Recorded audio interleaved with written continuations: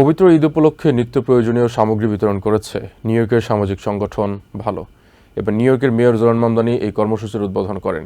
শনিবার কুইন্সের জ্যামাইকার 172 স্ট্রিট ও হিলসাইড এভিনিউতে বিকাল পর্যন্ত কয়েকশো পরিবারের মাঝে খাদ্য সামগ্রী বিতরণ করে ভালো।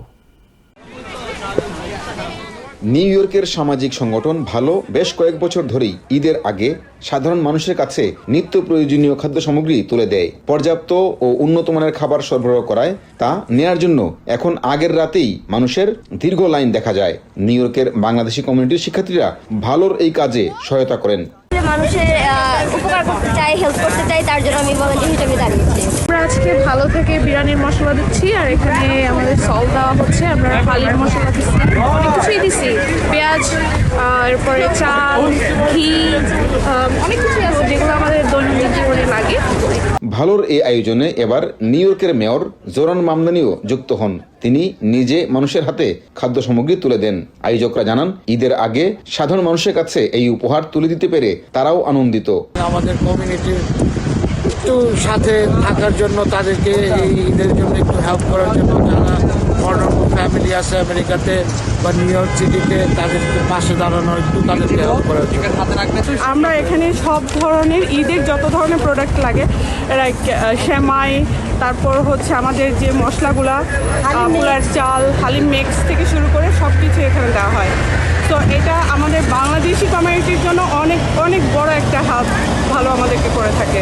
সামাজিক সংগঠন ভালোর এই কাজে সাহায্য করতে কমিউনিটির অনেকেই এগিয়ে এসেছেন।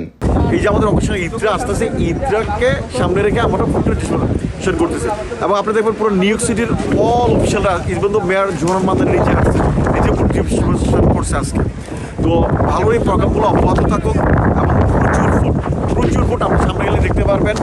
Lots of volunteer food distribution করতেছে, দিস দ্য গ্রেট ইভেন্ট।